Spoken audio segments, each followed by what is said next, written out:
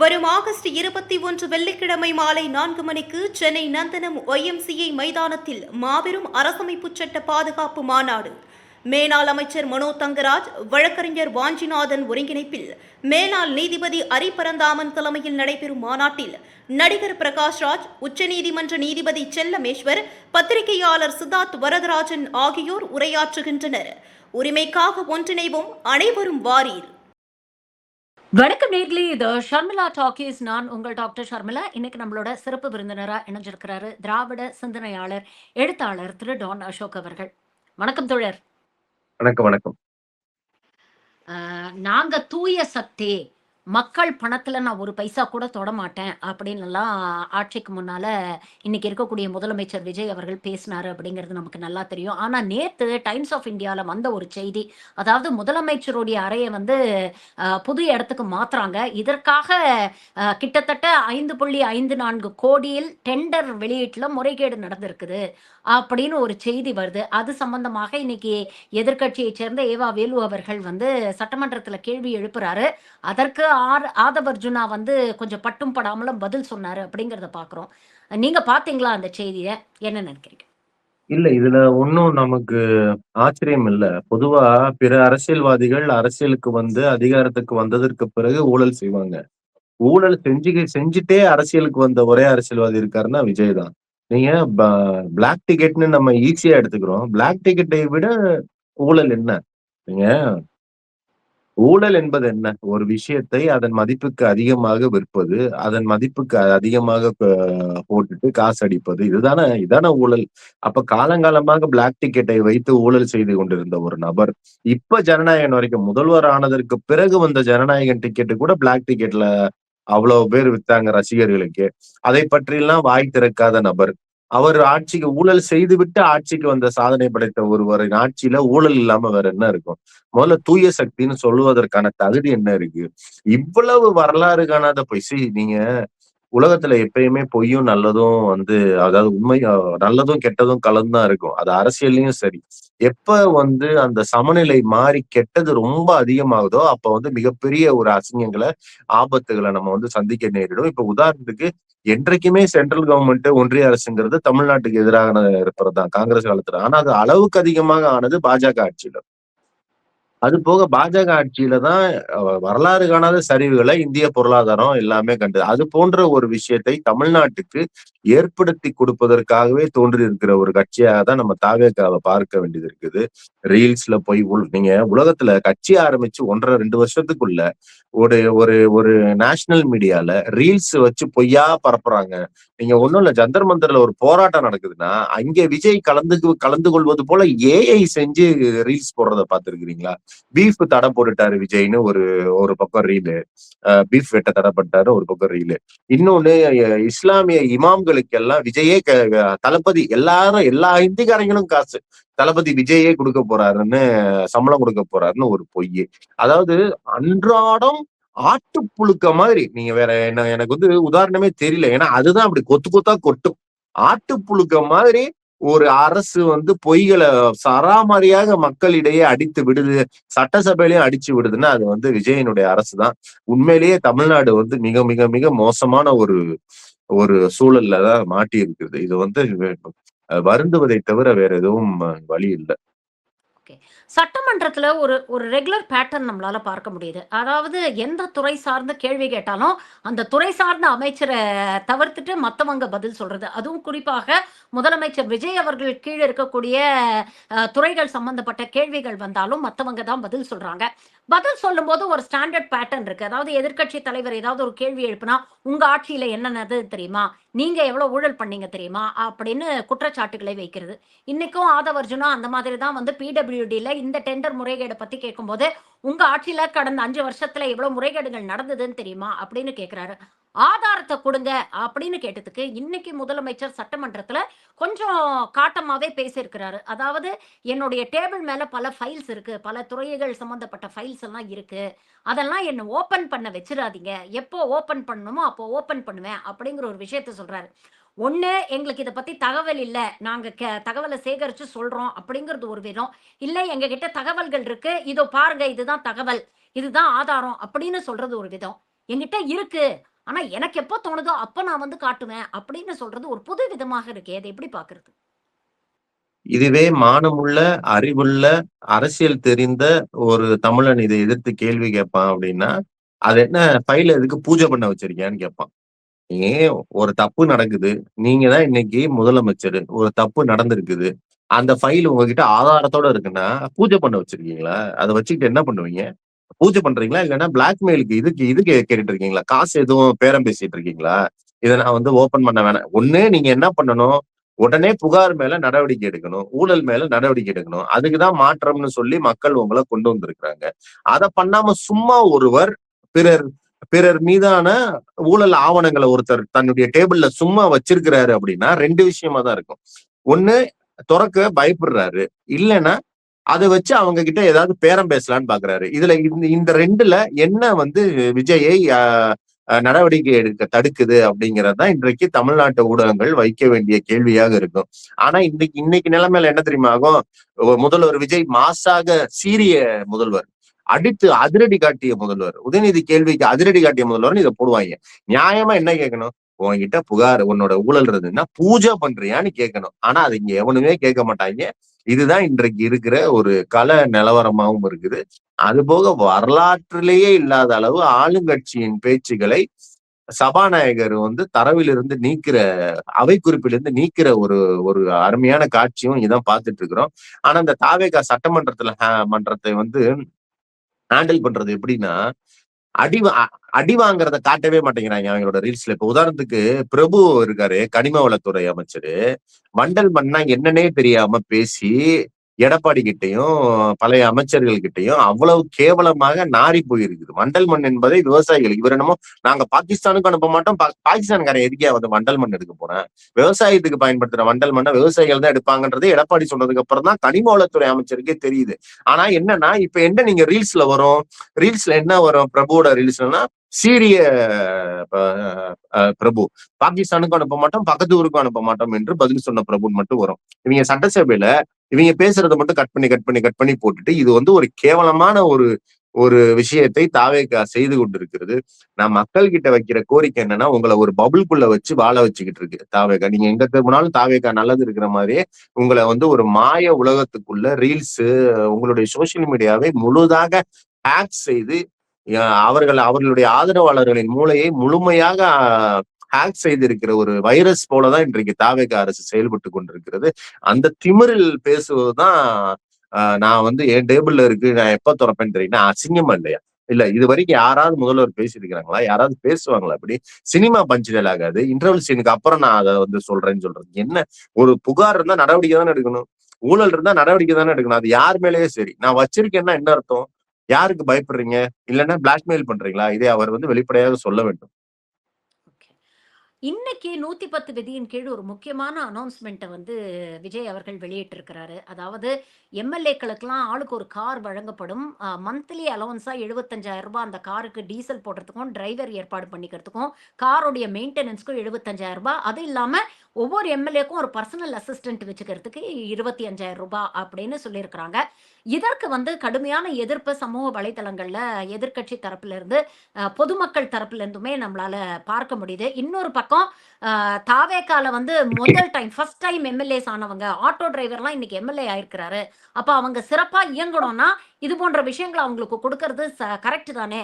அப்படிங்கிற ஒரு கேள்வி வருது. இன்னொரு பக்கம் ஏழைன்னு தன்னை சொல்லிக்கிட்ட அந்த நபர்கள், அந்த எம்.எல்.ஏக்களுடைய அஃபிடவிட்ஸ எடுத்து இன்னைக்கு சோசியல் மீடியால பதிவு பண்ணிட்டு இருக்கிறாங்க. ஆல்ரெடி அவங்க கிட்ட எவ்வளவு சொத்து இருக்கு, எவ்வளவு வண்டிகள் இருக்கு அப்படிங்கிற விஷயங்களும் வந்து வந்துகிட்டு இருக்கு. இது ஒட்டுமொத்தமா கிட்டத்தட்ட ஒரு 5 வருஷத்துக்கு ஒரு 100 130லேருந்து 150 கோடி வரைக்கும் இதுக்கு செலவாகும். இதெல்லாம் வந்து அ அ வரி கட்டுறவங்களுடைய பணம் தானே! அப்போ அவசியமான விஷயங்கள் எவ்வளவோ இருக்கும்பொழுது, அதற்கு செலவு பண்ணாம இதற்கு ஏன் செலவு பண்றீங்க? அப்படிங்கிற விமர்சனமும் வருது. இத எப்படி பார்க்குறீங்க? இது வந்து இது எங்க இருந்து வருதுன்னா, விஜய்க்கு இந்த மாதிரி புரட்சிகரமான எண்ணங்கள் எங்க இருந்து வருதுன்னா, நடிகர் புத்தி, ஹீரோ புத்தி. ஹீரோ புத்தி என்னன்னா, ஒரு படம் நடிக்கிற வரைக்கும் திங்கிறது, தூங்குறது, முடி சீவுறது, மூஞ்சிக்கு பூசுறதுன்னு எல்லாமே புரொடியூசர்ஸ் காசுலயே போடணும்னு நெனைப்பாங்க. அதுதான் பெர்சனல் அசிஸ்டன்ட் வச்சுக்கிறது. பெர்சனல் அசிஸ்டன்ட்டுக்கும் புரொடியூசர் தான் காசு குடுக்கணும். நீங்க சில ஹீரோஸ்லாம் வந்து அவங்க அவங்க அவங்களுடைய உதவியாளர்களுக்கே அவ்வளவு செலவாகும். அவ்வளவு ஆயிரக்கணக்கா 35,000, 50,000, 1,00,000 வரைக்கும்லாம் ஒரு நாளைக்கு செலவாகும். உதவிய வச்சு. இதே புத்தி தான் இப்ப நம்ம ஆட்சியில இருக்கிறோம். அப்ப எல்லாத்தையுமே அப்ப என்ன? என்னோட ஜோசியக்காரனுக்கு அரசு சம்பளம். என்ன வச்சு படம் எடுத்தவனுக்கு அரசு பதவி. என்ன வச்சு படம் எடுத்தவங்களுக்கு அறங்காவலர்ல போடு, கோயில்ல போடு. இந்த ஒரு படத்துல சத்யராஜும் வடிவேலும் போய் டீமுக்கு ஆள் எடுப்பாங்க பாத்தியா? உன் பேர் டேவிட் இல்ல டிரேவிட் அப்படின்னு. அது மாதிரி இப்ப அரசு என்கிட்ட இருக்கு. அப்ப எல்லாமே அரசு செலவுல குடுத்துடுறேன். நீங்கெல்லாம் என் எம்எல்ஏ. வாங்க அசிஸ்டன்ட் வச்சுக்க, கார் வச்சுக்க, எல்லாமே வச்சுக்க. எல்லாமே வந்து புரொடியூசர் பாத்துக்குவாரு. எல்லாருக்கும் இன்னைக்கு அவர் வந்து கட்சி இளிச்சவாய் எம்எல்ஏக்களுக்கு யாரு? மட்டும் இல்லையே. இன்னைக்கு என்னது? எல்லாருக்கும் சேர்த்து தானே கொடுத்திருக்கிறாரு. எதிர்க்கட்சி அ- எம்எல்ஏக்களுக்கும் சேர்த்துதான். எல்லாருக்குமே வேற என்ன? அப்புறம் சொல்லியிருக்கிறாரு. உங்க கட்சிக்கு மட்டும் குடுப்பீங்களா? அப்படி போட முடியுமா? இல்ல நீங்க அப்படி போட முடியாது. நீங்க அந்த காரை யாருங்க பயன்படுத்த போறா? இவங்க கிட்டயே எல்லாத்துக்கிட்டயுமே கார் இருக்கு. அதான் இது ஒண்ணும் இல்ல. இன்றைக்கு விஜய் வந்து நடிப்பை நிறுத்திட்டேன்னு சொல்றாரு. நடிகராக தான் இன்னைக்கும் இருக்கிறாரு. இன்றைக்கு அவருடைய புரொடியூசர்கள் வந்து இளிச்சவாய் தமிழ்நாட்டு மக்கள். விஜயினுடைய ஜோசியருக்கு காசு கொடுக்கறதுல இருந்து, விஜயினுடைய தயாரிப்பாளருக்கு காசு கொடுக்கறதுல இருந்து, விஜயினுடைய எம்எல்ஏக்களுக்கு கார் கொடுக்கற வரைக்கும் புரொடியூசர்கள் தமிழ்நாட்டு மக்கள் என்கிற தயாரிப்பாளர்கள், இளிச்சவாய் தயாரிப்பாளர்கள் தலையில விஜய் வந்து மிளகாய் அரைத்துக் கொண்டிருக்கிறாங்கிறதுக்கு இன்னொரு ஒரு சீரிய உதாரணம் தான் இது. ஒருத்தர் எந்திரிச்சு உண்மையிலேயே காலேஜ்ல வந்து லவ் ஃபெயிலியரா அதெல்லாம் சட்டசபையில வந்து சொல்லி அவர் வந்து ரொம்ப பாவப்பட்டவராம். அவருக்கு கார் கொடுக்குறான்னா ஏற்கனவே கார் வச்சிருக்கிறாரு. அவரோட இதை எடுத்து போட்டா ஏன் இப்படி பச்சை புளிக்கிட்டு அசிங்கமா பொய் சொல்லிக்கிட்டு என்னமோ இவங்க ஜனரஞ்சகமா பேசுறாங்களாம். பொய்ல என்ன ஜனரஞ்சகமா பொய்ங்கிறதே ஒரு அசிங்கம் தானே. அந்த அசிங்கத்தை வந்து அவையில பேசிக்கிட்டு அதுக்கு என்னமோ இவர் கையில இருந்த காசை கொடுத்த மாதிரி பெருமிதமா சிரிக்கிறதும் அருவருப்பின் உச்சமாக அந்த சட்டசபை. எனக்கு என்ன வருத்தம்னா இன்னுமே அந்த முதல்வர் பதவியில போய் யாரு உட்கார்ந்தாலும் முன்னாடி மாதிரியான மரியாதை அந்த முதல்வர் பதவியால மீட்க முடியுமான்றதுதான் எனக்கு மிக மிக வேதனையான ஒரு விஷயமாக இருக்கிறது. ஓகே. இன்னொரு பக்கம் பார்த்தீங்கன்னா, இன்னைக்கு வந்து சமூக வலைதளங்கள்ல ரொம்ப பரபரப்பா பேசப்படக்கூடிய ஒரு விஷயம் வந்து தாவேகா அரசு தரப்பிடமிருந்து வந்த ஒரு சுற்றறிக்கை. அதாவது பள்ளிக்கல்வித்துறை, உயர்கல்வித்துறை, காவல்துறை மற்றும் மாவட்ட நிர்வாகத்துக்கு ஒரு சுற்றறிக்கை அனுப்பியிருக்கிறாங்க. இடதுசாரிகளோ இல்ல காக்ரோச் ஜனதா பார்ட்டியோ நடத்தக்கூடிய ஸ்டூடெண்ட் புரொட்டஸ்ட்ல மாணவர்கள் கலந்துக்க கூடாது. கலந்துக்காம நீங்க பார்த்துக்கணும் அப்படின்ற ஒரு சுற்றறிக்கை. இது கடும் கொந்தளிப்பை ஏற்படுத்தி இப்போ பல்வேறு தரப்புல இருந்து விமர்சனம் வந்தோடனே இந்த சுற்றறிக்கையை வாபஸ் பெற்றிருக்கிறது தாவேகா அரசு. வழக்கமா இது போன்ற மாணவ போராட்டங்கள்லாம் வந்து ஒடுக்கிறது வந்து ஆர்எஸ்எஸ் பிஜேபி தான் பண்ணும் அப்படிங்கிறத நம்ம பார்த்திருக்கோம். இதை ஏன் தாவேகா செய்யுது? ஏன்னா வெளிப்படையா நாங்க நீட்டுக்கு எதிரானவங்க தான், கல்வியை மாநில பட்டியலுக்கு கொண்டு வரணும் அப்படின்னுலாம் வந்து சட்டமன்றத்திலேயே வந்து முதலமைச்சர் பேசுறாரு. அப்படி இருக்கும் பொழுது மாணவர்கள் போராடுறாங்கன்னா ஒரு அரசு அவங்களுக்கு சப்போர்ட்டா நிக்க வேண்டாமா? ஏன் வந்து இப்படி ஒரு சுற்றறிக்கையை ஆழம் பார்க்கறாங்கன்னு நினைக்கிறீங்களா? ஒரு சுற்றறிக்கையை விட்டுட்டு எப்படி ரியாக்ஷன் இருக்குன்னு பார்த்துட்டு வாபஸ் வாங்குறாங்களா? இல்ல திரும்ப சுற்றறிக்கையை வாபஸ் வாங்கிட்டு இருந்தாலும் இது போன்ற போராட்டங்களை நடத்த விடாம எந்த அளவுக்கு கட்டுப்படுத்த முடியுமோ கடந்த முறை பண்ண மாதிரி பண்ணலாம் அப்படிங்கிற ஐடியால இருக்கிறாங்களா? என்ன யோசனையில, என்ன சிந்தனையில இருக்குது தாவேகா அரசு? ஒன்னும் ஒன்னும் பெரிய சிந்தனை, யுக்தி, ஸ்ட்ராட்டஜி எல்லாம் கிடையாது. தமிழ்நாட்டு மக்கள் செய்திருக்கிற மிகப்பெரிய தவறு என்னன்னா, தமிழ்நாட்டு மக்களுக்கு வில்லன் யாருன்னு தெரியும். பிஜேபி. வில்லனை நாங்க எதிர்க்கிறோம்னு பார்த்துட்டு வில்லனோட அடியாள கொண்டாந்து பதவியில உட்கார வச்சிருக்கிறாங்க இன்னைக்கு தமிழ்நாட்டு மக்கள். இந்த விஜயால பிஜேபியை எதிர்த்து தன் வாழ்க்கையில ஒரு வார்த்தையை கூட பேச முடியாது. நீங்க ஒண்ணும் இல்ல. ஒன்றிய அரசை எதிர்த்து எதுவும் செய்யாது. அவ்வளவுதான். இதுல எந்த யுக்தி, ஸ்ட்ராட்டஜி, பெரிய திட்டம் அதெல்லாம் கிடையாது. ஒரு போராட்டமா அது ஒன்றிய அரசுக்கு எதிரா அப்ப வந்து தமிழ்நாடு நடக்கக்கூடாது. ஏன்னா நம்ம ஒன்றிய அரசோட அடியாளு. ஒன்றிய அரசுக்கு என்ன வேணும்? மோடிக்கு என்ன வேணும்? அமித்ஷாக்கு என்ன வேணும்? ஏன்னா நமக்கு வந்து சிபிஐ கேஸ் அங்க இருக்கு. நம்ம தான் இங்க போய் என்னத்தையோ பேசிட்டு வெளியே கையை காட்டிட்டு வந்தப்பயே நம்ம எல்லாம் வந்து சுதாரிச்சிருக்கணும். நம்ம தான் சுதாரிச்சிருக்கல. அதிகாரப்பூர்வமா இவரோட ஜோசியரை இவர் எப்படி நியமிக்கிறாரோ இவரை வந்து பாஜக தமிழ்நாட்டின் பிரதிநிதியாக விஜயை நியமித்து இருக்கிறது. அதனுடைய வெளிப்பாடு தான் இந்த காக்ரோச் ஜனதா பார்ட்டியில சேராத. ஏங்க கம்யூனிஸ்ட் ஜெயலலிதா இருந்த காலங்கள்ல கூட கம்யூனிஸ்ட் எத்தனை பேர்னு கணக்கெடுன்னு ஒருத்தர் சொல்லி ஒரு அரசு உத்தரவு வந்து பார்த்தது இல்லைங்க நம்ம. இந்த கம்யூனிஸ்டுகள்ட்ட இருந்து எதிர்ப்பு வந்திருக்குதா இது வரைக்கும்? திருமாவளவன் சொல்றாரு சட்டம் ஒழுங்குக்கு மாநில அரசு மட்டும் பொறுப்பு இல்லையா, வேற எந்த அரசு பொறுப்பாக்கலாம்? கேரளா அரசு பொறுப்பாக்கலாமா? கர்நாடகால சுட்டு கொண்டிருக்காங்க. இது வரைக்கும் கர்நாடக முதல்வரை பத்தி ஒரு வார்த்தை பேசியிருக்கிறாரா? கண்டனம் தெரிவிச்சிருக்கிறாரா விஜய் தமிழர்கள் இறந்ததற்கு? என்னமோ ஒவ்வொரு வீட்லயும் ஒரு விஜய் ஒரு விஜய்னு சொன்னீங்களே 3 விஜய் தானே சுட்டு கொண்டிருக்குது கர்நாடகா. வாய திறக்க முடியல. இதுவே இங்க வந்து திமுக ஆட்சி இருந்தா நடந்திருக்கும். அப்படி நம்ம இன்னைக்கு அவர்தான் ஒரு தெளிவா காலனி டி.கே. சிவகுமார் சொல்றார்ல, இந்த விஷயத்துல எல்லாம் நீங்க தலையிடாதீங்க அப்படின்னு வெளிப்படையா வந்து அவரு சொல்றார்ல. அவரு டி.கே. சிவகுமார் மட்டும் இல்ல. இன்றைக்கு இந்தியாவுல யாருமே விஜய் அவர்களை ஒரு ஒரு மானமுள்ள மதிப்புமிகு முதலமைச்சர் அந்த பதவிக்கு தகுதியான நபரா இங்க யாருமே பார்க்கல. ஒட்டுமொத்த இந்தியாவிலையும் யாருமே பார்க்கல. இந்திய கூட்டணி தலைவர்கள் பார்க்கல, பாஜக பார்க்கல, டி.கே. இவர் பார்க்கல. சிவகுமார். இத்தனைக்கும் இவங்க வந்து கூட்டணி காங்கிரஸ் வந்து அதிகாரத்தில் பங்கு வகிக்கிற கூட்டணி. அவரோட அமைச்சர் உங்க இதுல இருக்காங்க. அப்படியும் உங்களால மேகதூதுக்கு பேச முடியல, சுட்டு கொன்னா உங்களால பேச முடியல. என்ன இப்படி கோட்டை கோட்டை போட்டுக்கிட்டு இழுத்துட்டு நிக்கிறீங்களே, அசிங்கமா இல்லையா? ட்ரோன் ஷாட்டுக்கு போஸ்ட் கொடுக்கறதா ஹீரோயிசமா? இதுவே எம்கேஎஸ் இன்றைக்கு வந்து முதல்வராக இருந்தா நடந்திருக்குமா அந்த விஷயம்? முதல்ல இந்த தைரியம் வருமா? நீங்க பேசாத, நீ பேச வராத, மேகதூதை பத்தி பேச வராதேன்னாரு டி.கே.எஸ். இதுவே எம்கேஎஸ் இருந்தா சொல்ல முடியுமா? இத சொல்லியிருக்க முடியுமா? எங்க கொண்டு வந்து உண்மையான ஹீரோவை தூக்கி போட்டுட்டு ஒரு போலி ஹீரோவை, ஒரு ஃபேக் ஹீரோவை, ஒரு டூப்புகளாலேயே தன்னுடைய ஹீரோ பட்டத்தை காத்து கொண்ட ஒருத்தரை கொண்டாந்து வச்சுக்கிட்டு இன்னைக்கு தமிழ்நாட்டை இப்படி கோமாளி மாதிரி ஆக்கி வச்சிருக்கீங்களே. தமிழ்நாட்டு மக்கள் செய்த ஒரு மிகப்பெரிய ஒரு வரலாற்று பிழையாக தான் இதை வந்து நம்ம பார்க்க வேண்டியிருக்கிறது. இது தமிழ்நாட்டின் கருப்பு பக்கங்கள் மட்டுமல்ல, மிகவும் அவமானகரமான பக்கங்களாவும் வரலாற்றுல பதியப்படும். நீங்க ஒரு பக்கம் சொல்றீங்க விஜய சிஎம்மா யாரும் சீரியஸா எடுத்துக்கலன்னு. ஆனா இன்னொரு பக்கம் பாத்தீங்கன்னா, வட இந்தியாவுல சமூக வலைதளங்கள்ல அவர பிஎம் மெட்டீரியலாவே ப்ரொஜெக்ட் பண்றாங்க. இன்னைக்கு ஃபேக்ட் செக்கர் முகமது ஜுபேர் பல ட்வீட்ஸ் போட்டிருக்கிறாரு. அதாவது எப்படி ஒரே ஸ்கிரிப்ட பல்வேறு நார்த் இந்தியால இருக்கக்கூடிய சோஷியல் மீடியா இன்ஃப்ளூயன்சர்ஸ் பேசி அதை வந்து வைரல் பண்ணிட்டு இருக்காங்க. எல்லாமே மில்லியன் கணக்குல வியூஸ் போயிட்டு இருக்கு. அதுல வந்து குறிப்பாக அவர் மென்ஷன் பண்றாரு, அவங்க பேசக்கூடிய பெரும்பாலான விஷயங்கள் பொய் இல்லைன்னா மிகைப்படுத்தப்பட்டவை. ஆனா இது வந்து சர்க்குலேட் ஆகுது. அவரை பிஎம் மெட்டீரியலா ப்ரொஜெக்ட் பண்ணிட்டு இருக்காங்க அப்படிங்கிறது ஒரு பக்கம். இன்னைக்கு மாணிக்கம் டாகூர்கிட்ட கேட்டா அதெல்லாம் சீரியஸா எடுத்துக்காதீங்க, என்ன கூட தான் பிரதமர் அப்படின்னு என்னுடைய தொண்டர்கள்லாம் வந்து தூக்கி பிடிக்கிறாங்க, அதற்காக அதெல்லாம் நம்ம சீரியஸா எடுத்துக்க முடியுமா அப்படின்னு மாணிக்கம் டாகூர் பேசுறாரு. உண்மையிலேயே இங்க ஒரு 3 மாசம் தான் ஆட்சி தாவேக்கா ஆட்சிக்கு வந்து இன்னமும் ஒரு கவர்னன்ஸ் சார்ந்து பல விஷயங்களை வந்து அவங்க ப்ரூவ் பண்ண வேண்டிய ஒரு தேவை இருக்கு. பட் அதுக்குள்ள இந்த சிஎம்ல இருந்து அந்த பிஎம் அப்படிங்கிற ஒரு கனவுக்கு வந்து தாவேக்கா நகர்கிறது அப்படின்னு பாக்குறதா? இதை எப்படி பாக்குறது? எனக்கு 2 விஷயம் இருக்கு. இதுல வந்து இப்போ உங்ககிட்டயோ என்கிட்டயோ அந்த அளவுக்கு காசு இருந்தா கூட இப்போ மைக்ரோ இன்ஃபுளுசர்ஸ்னு சொல்லுவோம். அதுவும் இந்த ஹிந்தியில பரப்புறவங்க ஃபுல்லா யாரு அப்படின்னு பாத்தீங்கன்னா மைக்ரோ இன்ஃபுளுசர்ஸ். 1000 ஃபாலோவர்ஸ்ல இருந்து 10,000 ஃபாலோவர்ஸ் வரைக்கும் இருக்கிறவங்களை ஃபுல்லா பிடிச்சி இவங்க இதை பண்றாங்க. இப்ப உதாரணத்துக்கு லெஜெண்ட் சரவணன் இருக்காருல்ல, லெஜெண்ட் சரவணா ஸ்டோர் சரவணன் நினைச்சா இதை அப்படியே செய்ய முடியும். அவரை வந்து ஒரு பிஎம் மெட்டீரியலாக இந்த இன்ஃபுளுசர்ஸ் காசு கொடுத்தா நீங்க எழுதி கொடுப்பதை அச்சு பேசாமல் பேசுவார்கள். இந்த தாவேக்கா எப்படி ஆட்சிக்கு வந்துச்சு? ரீல்ஸை போட்டு அதையே இன்றைக்கு இதையும் பண்ணிட்டு இருக்கு. இவங்களுக்கு ஆசை பிஎம் ஆகணும்லாம் இல்ல, பிஎம் ஆகணும்னு நினைச்சதுக்கே இந்தியா டுடேல வந்து உங்களுடைய ஃபேக் நியூஸ் எல்லாம் எக்ஸ்போஸ் பண்ணி போட்டாங்க. உங்களுடைய ரசிகை முதல் ரோல் வந்து உங்களுக்கு எப்பயுமே கை தட்டிக்கிட்டு உங்களுக்கு ஆதரவாக பொய் சொல்லிக்கிட்டே இருக்கிற அச்சிதா நந்தகோபாலை வச்சு உங்களுடைய ஃபேக் நியூஸை பற்றி சிறப்பு நிகழ்ச்சி போட சொன்னாங்க. ஏன்னா பிஎம்க்கு நீங்க போட்டி போடுறீங்கன்னு தெரிஞ்சா. ஆனா இவருக்கும் அது வந்து நல்லா தெரியும். ஏன்னா அங்க வந்து நம்ம அடிமைன்னு இவருக்கு நல்லா தெரியும். ஆனா அது போடுறது என்னன்னா தமிழ்நாட்டு மக்களை ஏமாத்துறதுக்கு. பாரு அங்கேயே என்ன பிஎம்ஆ கொண்டாடுறான்னா உனக்கு எப்படிப்பட்ட ஆளு சிஎம்ஆ கிடைச்சிருக்கான்னு இங்க இருக்கிறவங்க தலையில மிளகா அரைக்கிறதுக்கு தான் இந்த ரீல்ஸை நம்ம எல்லாம் என்ன மேம்போக்கா பார்த்தா என்ன நினைப்போம்னா இந்திக்காரர்களுக்காக இல்ல இந்த விளம்பரம்.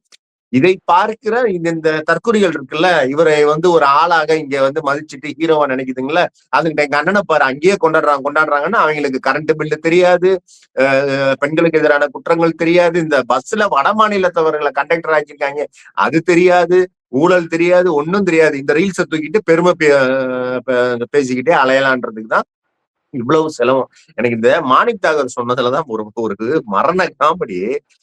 திமுகலயோ இல்ல வேற எந்த கட்சியிலயோ எடுத்துக்கங்க.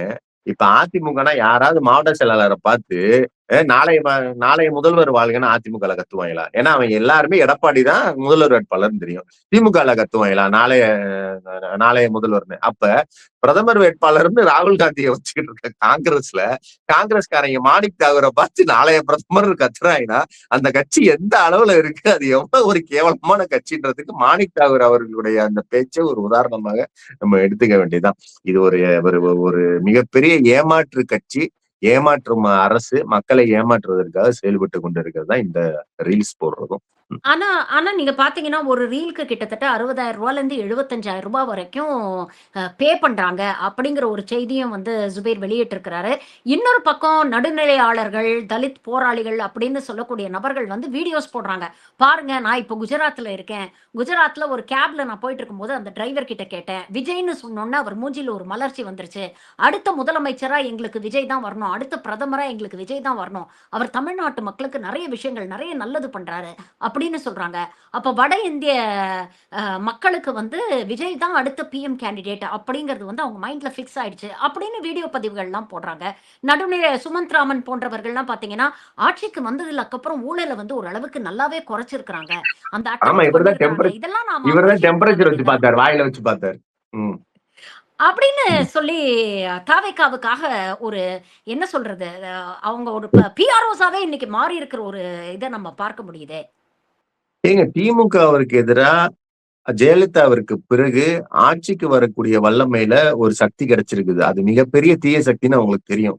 மிகப்பெரிய தற்கொலை சக்தின்னு தெரியும். Suicidal for the people of people and development of தமிழ்நாடுன்னு அவங்களுக்கு தெரியும். ஆனாலும் திமுகவை வீழ்த்தணும், திமுக என்கிற சித்தாந்தத்தை வீழ்த்தணும். அதுதான் சுமந்த் ஸ்ரீராமன்லாம் இன்னைக்கு நேற்று ஒரு டிவில பாக்குறேன். எதுக்கு சித்தாந்தம்? கவர்னன்ஸ் இருந்தா பத்தாதான்னு பேசுறாரு ஒரு ஆள் உட்கார்ந்துட்டு. இந்தியா மாதிரி ஒரு மனிதன் இன்னொரு மனிதனுக்கு சமம் இல்லைன்னு இருக்கிற இந்தியா மாதிரி ஒரு நாட்டுல உட்கார்ந்துக்கிட்டு ஒரு மனிதனால தன்னுடைய சொபிஸ்டிகேட்டட் வாழ்க்கையில கம்ஃபர்டபுளா உட்கார்ந்துக்கிட்டு எதுக்கு சித்தாந்தம்னு கேட்க முடியுதுன்னா, அவர்கள் தாவேகாவை ஆதரிக்கவில்லை என்றால் தான் தவறு. நீங்க பெரியாரையும் அம்பேத்கரையும் வைத்திருக்கிற அதே கட்சி தான் திமுக. ஏன் இவங்களால திமுக ஆதரிக்க முடியலன்னா, பெரியாரும் அம்பேத்கரும் இங்க வந்து வெறும் படமாக இல்லை, செயல்பாடுகளாக இருக்கிறார்கள். தாவேகால படமா இருக்கு. அப்ப நீ வச்சுட்டு போ. நீ எப்படியே எங்களுக்கு தானே வேலை பார்க்க போற, பார்ப்பனர்களுக்கு தானே வேலை பார்க்க போற, ஒன்றிய அரசுக்கு தானே வேலை பார்க்க போற. அப்ப அதை பண்ணிக்க. இந்த பஸ்ஸுக்குள்ள ஃபுல்லா கண்டக்டர் வந்துட்டாங்க. கண்டக்டர் காக்கி சட்டை போட்டு ஹிந்தி பேசுகிற கண்டக்டர்கள் தமிழ்நாட்டுல வருவாங்கன்னு என்னைக்காவது நீங்க வந்து கனவு கண்டிருப்பீங்களா? இன்றைக்கு அது விஜயினுடைய அரசால சாத்தியப்பட்டிருக்குது.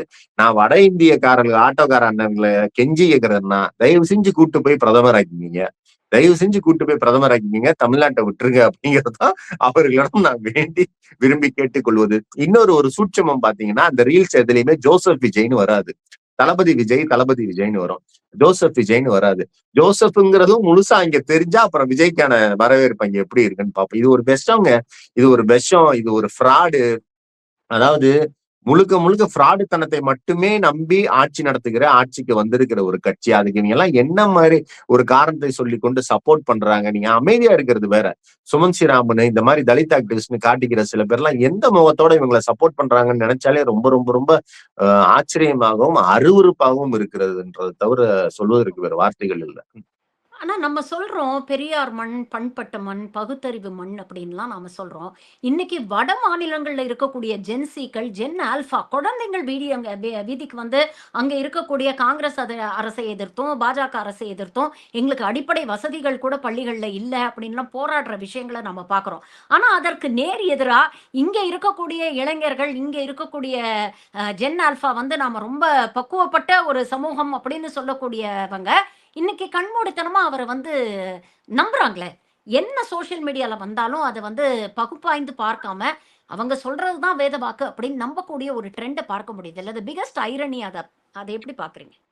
அது நீங்க சொபிஸ்டிகேஷன் தான். நீங்க அப்போ காங்கிரஸ் செய்து வைத்திருந்த வசதிகள் எல்லாம் காங்கிரஸ் அரசு மேல நமக்கு 1000 மாற்று கருத்துக்கள் இருந்தாலும் 5 ஆண்டு திட்டம் அது இதுன்னு ஓரளவுக்கு இந்த சக்கரத்தை ஓட வைக்கிற அளவுக்கு ஒரு ஆட்சி அவர்கள் வந்து செய்து வைத்து விட்டு போயிருந்தார்கள். பிறகு வாஜ்பாய் ஆட்சி கூட அப்படிதான். அதையுமே நம்ம வந்து வலதுசாரி ஆட்சியா இருந்தா கூட மோடி போல மக்கள் விரோத ஆட்சி கிடையாது. பெட்ரோல்ல கலப்படம் பண்ணி அபிஷியலா விக்கிறது, இது போன்ற கேவலங்கள் எல்லாம் வாஜ்பாய் அரசு வந்து பண்ணல.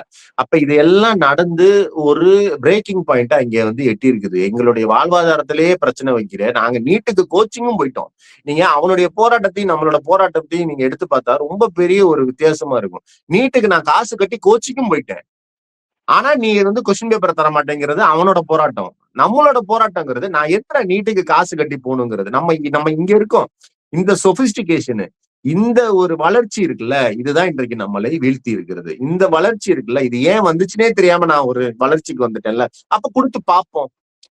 முதல்ல இந்த வார்த்தையே என்ன ரொம்ப இரிட்டேட் பண்ணக்கூடிய வார்த்தை. அவருக்கு ஒரு வாய்ப்பு கொடுத்து பார்ப்போமே, என்ன பண்றாருன்னு பார்ப்போமே. 5 வருஷத்தை நீ முதல்ல 5 நிமிஷம் யார்கிட்டயாவது ஓட்டுறதுக்கு உன் வண்டியை கொடுப்பியா? ஒரு வண்டி, உன்னோட வண்டி நல்ல கண்டிஷன்ல இருந்தா 5 நிமிஷம் எவன்கிட்டயாவது ஓட்ட கொடுப்பியா? ஓட்டி பார்ப்போமேன்னு ஓட்ட தெரியாத கொடுப்பியா? அப்ப ஒரு அரசு எந்திரத்தை இவருக்கு கொடுத்து பார்ப்போமேன்னு உனக்கு கொடுக்கிற அளவு உனக்கு வந்து வசதி வாய்ப்புகளை வந்து இதற்கு முந்தைய அரசுகள் செஞ்சு வச்சிருக்குன்னா, நீ திருப்பி அதன பாதாளத்துல உளுந்து நேத்துலாம் பாருங்க. இது வரைக்கும் பார்த்திருக்கீங்களா? சென்னையில வண்ணாரப்பேட்டைன்னு நினைக்கிறேன். 2 குரூப்புக்குள்ள சண்டை, மக்கள் எல்லாம் தெரிச்சு ஓடுறாங்க. ஏதோ ஒரு தெலுங்கு படம் கலவர சீன் பாக்குற மாதிரி இருக்கு. இது மாதிரி தமிழ்நாட்டுல நடந்து பார்த்திருக்கீங்களா நீங்க இது வரைக்கும்? அப்ப எல்லாத்தையும் அண்டோ பண்ணிட்டு இருக்கிறாரு விஜய். வந்து தமிழ்நாட்டினுடைய சட்ட ஒழுங்கு, தமிழ்நாட்டினுடைய எஜுகேஷனு, தமிழ்நாட்டினுடைய இன்ஃப்ராஸ்ட்ரக்சரு, தமிழ்நாட்டினுடைய மருத்துவ வசதி, கல்வி எல்லாத்தையும் கண்ட்ரோல் ஜி கொடுத்து அண்டோ பண்ணி கொண்டு போய் இவங்களுக்கு எக்ஸிஸ்டென்சியல் கிரைசிஸ் கொண்டு வந்து உன்னுடைய வாழ்க்கைக்கே பிரச்சனைன்னு இந்த இளைஞர்களுக்கு கொண்டு போய் வைப்பாரு விஜய். அப்பதான் இவங்களுக்கு விஜய் வந்து கெட்டவர், ஐயோ நம்மகிட்ட இருந்ததெல்லாம் போச்சேன்னு போறப்பதான் தெரியுமே தவிர, எப்படி அங்க வந்து காக்ரோச் காரங்களுக்கு தெரிஞ்சிச்சோ அது போல ஒரு நிலைக்கு தமிழ்நாடு வந்தாதான் இவர்களுக்கு தெரியும்னா, அதுக்கு நம்ம என்ன செய்ய முடியும்? உன்னுடைய வளர்ச்சியை நீ காப்பாத்திக்க முடியல அப்படின்னா உனக்கு அந்த வளர்ச்சி இருந்து என்ன பயனு? அந்த கல்வி இருந்த என்ன பயனு? வேற ஒண்ணும் இல்லை. நம்ம வந்து வேடிக்கை பார்ப்பதை தவிர வேற ஒண்ணும் எனக்கு வழி இருப்பது போல தெரியல. இன்னொரு முக்கியமான ஒரு விஷயம் வந்து ஊடகங்கள். மெயின் ஸ்ட்ரீம் மீடியாவ கம்ப்ளீட்டா விஜய் இக்னோர் பண்றாரு. இப்போ நடந்த அந்த தொழில் முதலீட்டாளர் மாநாடு கூட மெயின் ஸ்ட்ரீம் மீடியாவ கூப்பிடல அப்படிங்கிறது இங்க ஒரு மிகப்பெரிய ஒரு சர்ச்சையாச்சு. ஆனா இன்னொரு பக்கம் பார்த்தீங்கன்னா, வட இந்திய ஊடகம் கோதி மீடியான்னு சொல்லக்கூடிய இந்தியா டுடே தமிழ் வந்து இங்க தமிழ்நாட்டுல அவங்களுடைய தமிழ் சேனலை வந்து லான்ச் பண்றாங்க. அதை போய் வந்து திறந்து வைக்கிறாரு முதலமைச்சர் விஜய் அவர்கள் அப்படிங்கிறத பார்க்க முடியுது. இது இந்தியா டுடே தமிழோட நிக்க போறது இல்ல. கூடிய சீக்கிரம் ரிப்பப்ளிக் தமிழ் வரும், டைம்ஸ் நவ் தமிழ் வரும், என்டிடிவி தமிழ் ஆல்ரெடி இருக்கு. சோ இது போன்ற விஷயங்கள் வந்து ஸ்லோவா இங்க இருக்கக்கூடிய அந்த இடதுசாரி சிந்தனை மேலோங்கி இருக்கக்கூடிய ஊடகங்களை ரீப்ளேஸ் பண்றதுக்கான ஒரு ஸ்ட்ரக்சர்ட் மூவாக இதை நம்ம பார்க்கலாமா? 2029 வரதுக்குள்ள இந்த ஸ்பேஸ் அப்படியே வந்து ரீப்ளேஸ் பண்ணணும்னு நினைக்கிறீங்களா? இல்ல, நீங்க தமிழ்நாட்டுல இருக்கிற மிகப்பெரிய சிக்கலே என்னன்னா, இங்க இடதுசாரி ஊடகங்கள்னு எதுவுமே இல்ல. இடதுசாரி ஊடகவியலாளர்கள் இருக்காங்க. இடதுசாரி ஊடகவியலாளர்களுக்கு கூட நீங்க அதுக்கு முந்தின காலத்துல வந்து குணசேகரன் ஆகட்டும், நான் வந்து பேர் சொல்லி சொல்றேன், குணசேகரன் ஆகட்டும், நெல்சன் ஆகட்டும், செந்தில்வேல் ஆகட்டும், ஜீவசகாப்தன் ஆகட்டும், அவர்களுக்கெல்லாம் தமிழ்நாட்டில் தோன்றிய ஊடகங்கள், அவங்க எல்லாம் வந்து வட இந்திய ஊடகங்கள் இல்ல, அவங்களுக்கே எவ்வளவு பிரஷர் கொடுக்கப்பட்டுச்சு. நிறைய பேர் அதுல வந்து யூடியூப் சேனல் ஆரம்பிச்சிட்டாங்க. அப்ப தமிழ்நாட்டு ஊடகங்கள் எதுவும் இடதுசாரி ஊடகங்கள், அப்படியே தமிழர்களுடைய பெரியாரிய தன்மையை பிரதிபலிக்கிற ஊடகங்கள் இல்ல. எல்லாமே வலதுசாரி ஊடகங்கள். அதுவும் இந்த மாதிரி ஜெயலலிதாவிய விஜய் போன்ற ஒரு பாசிசத்தனத்திற்கு ஆதரவாக இன்றைக்கு வந்து இவர் தானே புறக்கணிக்கிறாரு, உள்ளேயே விட மாட்டேங்கிறாரு.